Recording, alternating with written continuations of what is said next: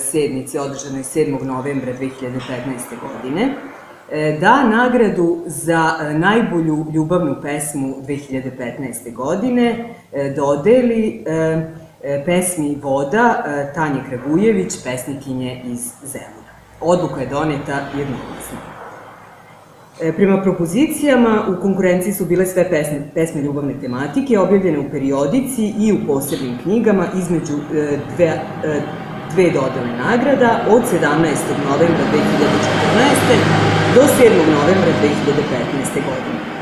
Nagrađena pesma, kao što ste već čuli, objavljena je u knjizi Od svetlosti od prašine u izdanju Umetničke akademije Istok iz Knjaževca krajem 2014. godine.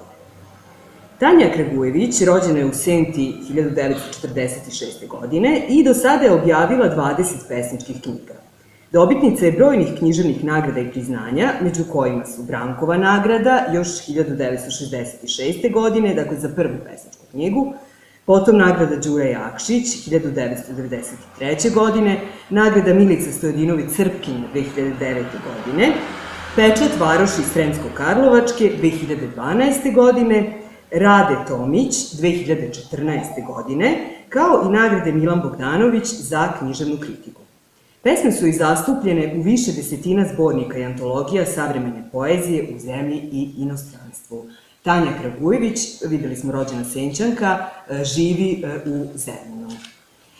Nagrađena pesma Voda napisana je u formi poslanice. U njoj se lirska protagonistkinja obraća dragom biću, uvodeći metafore već u prvom stihu. Ja sam znak vode, ti si kopno.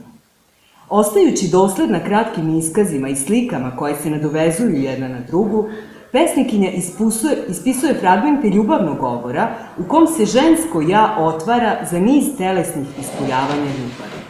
Direktna i manifestativna, nižući glagole u zapovednom obliku kojima se voljeno biće neposredno i nedvosmisleno uvodi u intimu, lirska junakinja pesme Voda u isti mak se i određuje prema partneru.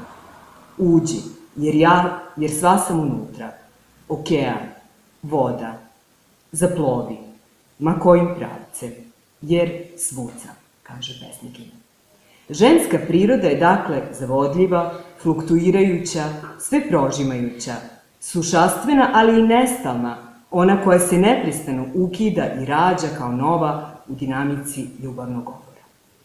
Sva u znaku čežnje i naslete ljubavnog čina, žena je u ovoj pesmi ona koja svoju vlastitost uslovljava spajanjem sa voljenim bićem, kako pesnikinja kaže, i nemam središta, sva sam i nema me, ti me izvedi.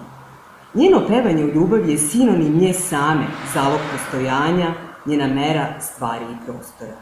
Stoga je pesma Voda Tanje Kragujević istinska himna ljubavi i erotičnosti, ispisana perom žene, data kroz vizuru žene i slavu žene.